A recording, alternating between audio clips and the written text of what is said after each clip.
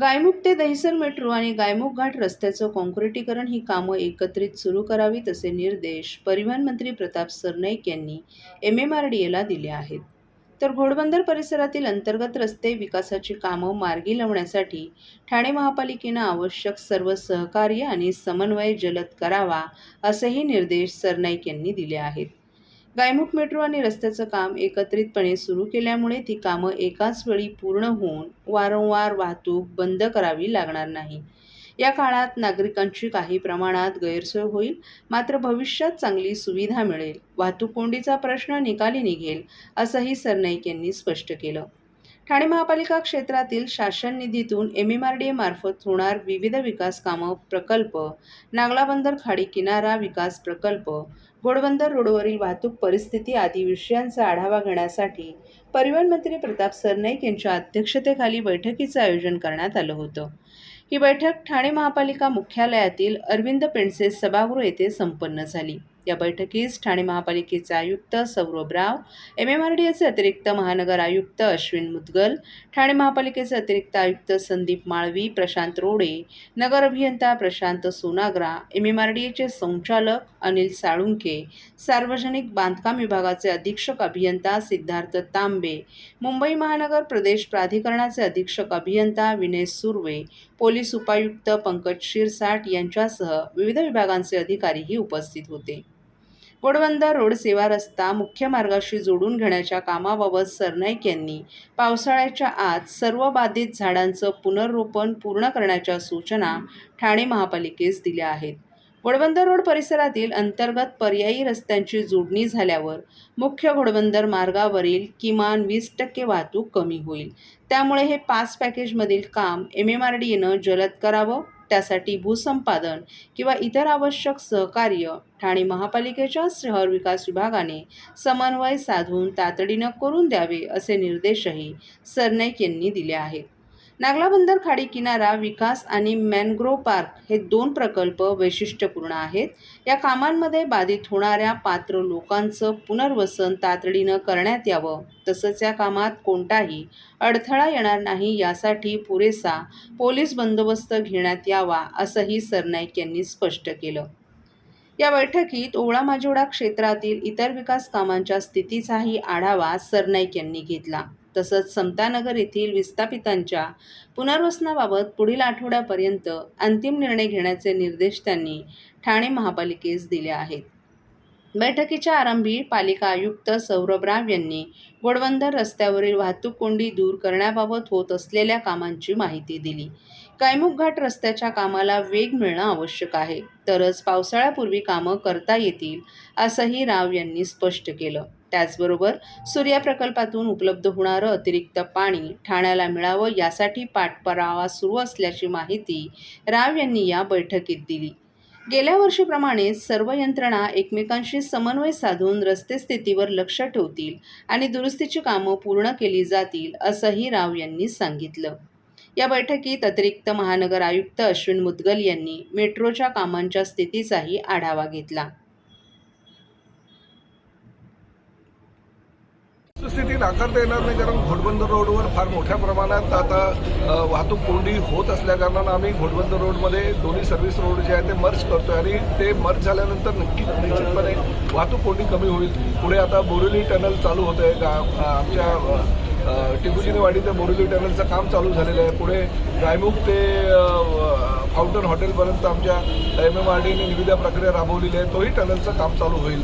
गायमुखपासून fountain हॉटेलपर्यंतचा जो रस्ता आहे आणि मेट्रो आहे त्याचंही काम लवकरच चालू होईल. त्याचंही मुद्दल साहेबांच्या सांगण्यानुसार आम्ही लवकरात लवकर त्याची म्हणजे जे टेंडर प्रक्रिया आहे ती पण चालू करतोय. त्यामुळे पुढल्या काही दिवसांमध्ये निश्चितपणे जो वाहतूक कोंडीचा सामना ठाणेकरांना करावा लागतो किंवा इतर जिल्ह्यातील लोकांना करावा लागतो तो करावा लागतो. जागा संपादनामुळे प्रकल्पाला उशीर होतो. काही जागा भूसंपादनाची जी प्रक्रिया असते ती अवघड असते, फक्त महिना 2 महिन्यात ती होत नाही. त्याला त्या प्रक्रियेला किमान 8 ते 9 महिने लागत असतात आणि त्यामुळे थोडीशी दिरंगाई होते. परंतु सौरभराव साहेबांनी अतिशय चांगल्या प्रकारे आमच्या टाउन प्लॅनिंगच्या लोकांना सांगून या संदर्भातला निर्णय लवकरात लवकर घेण्याचं सूचित केलं असल्याकारणाने त्याला चालना मिळेल.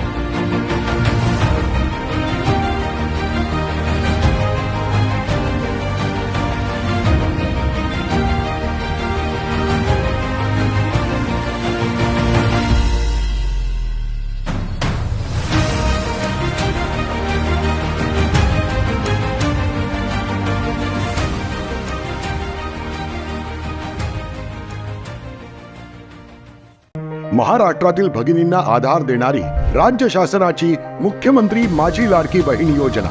या योजनेअंतर्गत अल्प उत्पन्न गटातील 21 ते 65 वयोगटाच्या भगिनींना मिळणार दरमहा 1500 रुपयांची मदत.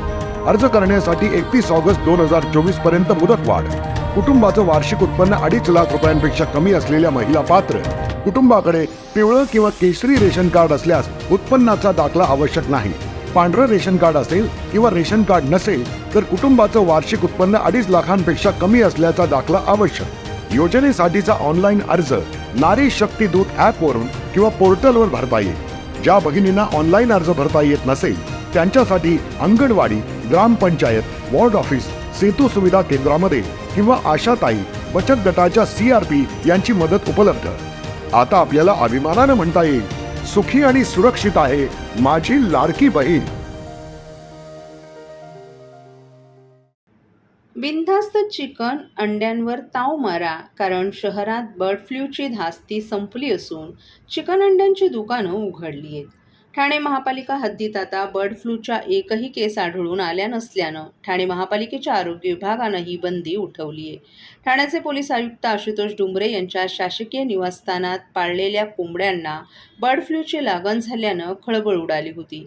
त्यानंतर 1 किलोमीटर क्षेत्रात सर्व कोंबड्यांचे मांस आणि अंडी विक्री दुकानं बंद ठेवण्याचे आदेश देण्यात आले होते. या परिसरात देशी प्रजातीतील कोंबडी आणि टर्की कोंबडी यांचा 14 जानेवारीला मृत्यू झाला होता. या दोघांचाही मृत्यू बर्ड फ्लूनं झाल्याचा अहवाल राज्य शासनाच्या पशुसंवर्धन विभागाकडून पालिकेला प्राप्त होता. त्यामुळे कोपरी परिसरात सुरक्षेचा उपाय म्हणून कोंबडी आणि अंडे विक्रीला 5 फेब्रुवारीपर्यंत बंदी घालण्यात आली होती. त्यानंतर भरारी पथकं नेमून शहरात सर्वेक्षण करण्यात आलं. त्यानंतर बर्ड फ्लूच्या केसेस आढळून आल्या नसल्यानं चिकन आणि अंड्यांची विक्री सुरू करण्याचे आदेश पालिकेच्या आरोग्य विभागाच्या वतीनं देण्यात आलेत. सर्वेक्षण क्षेत्रात सर्व अंडी आणि चिकन मांस विक्रेते यांना स्वच्छता बाळगण्याबाबत समज देण्यात आली होती.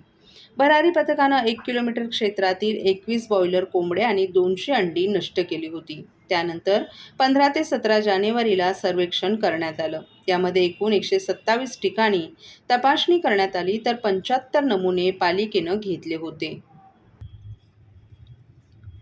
ठाण्यातील प्रतिष्ठित बांधकाम व्यावसायिकांच्या वतीनं MCHI क्रीडा वतीनं प्रॉपर्टी एक्झिबिशनची शानदार सुरुवात आज हायलँड ग्राउंड ठाणे येथे करण्यात आली. या प्रदर्शनाला ठाण्याचे परिवहन मंत्री प्रताप सरनाईक यांनी भेट दिली.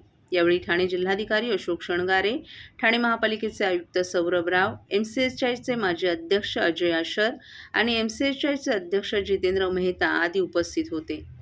4 दिवस सुरू राहणाऱ्या या प्रॉपर्टी एक्झिबिशनमध्ये विविध बांधकाम व्यावसायिकांनी आपल्या नवीन प्रकल्पांचं प्रदर्शन मांडले. ठाण्यात घरं घेण्याची इच्छा असलेल्या ग्राहकांसाठी ही सुवर्ण संधी असून किफायतशीर घरांची माहिती मिळणार आहे.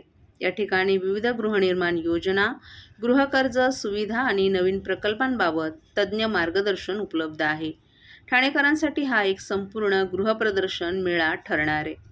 आगामी 3 दिवस हे प्रदर्शन खुलं राहणार असल्यानं नागरिकांनी याचा लाभ घ्यावा असं आवाहन आयोजकांनी केलं आहे.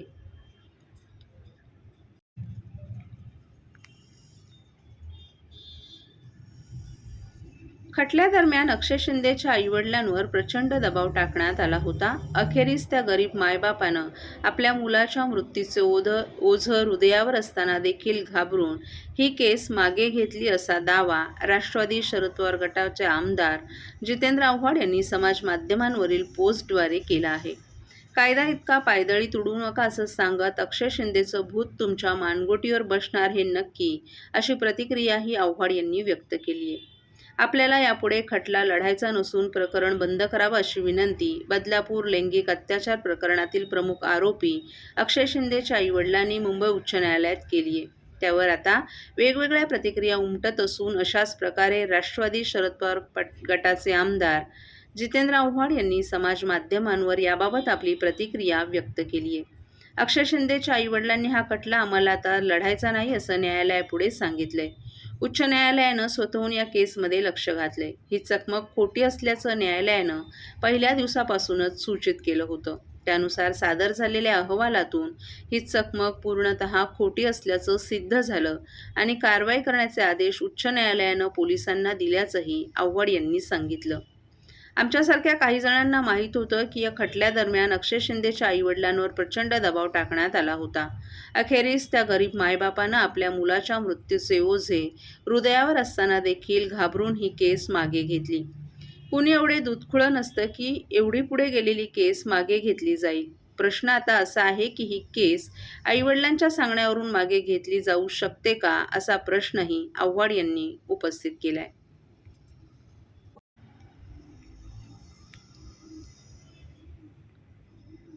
ठाणेकर आहोत म्हणून आम्ही आहोत असं वक्तव्य उद्योगमंत्री उदय सामंत यांनी ठाण्यात बोलताना केले.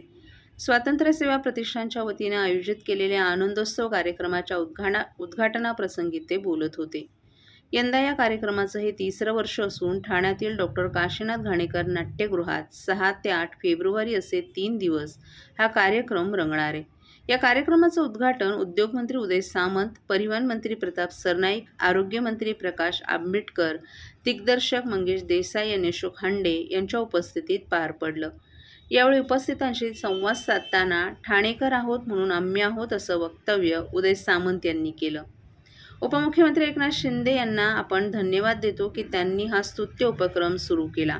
कार्यक्रमाच्या उद्घाटनाची संधी आज आपल्याला मिळाली. या कार्यक्रमातून निर्माण होणारा निधी वैद्यकीय मदतीसाठी देणार असल्याचं त्यांनी सांगितलं.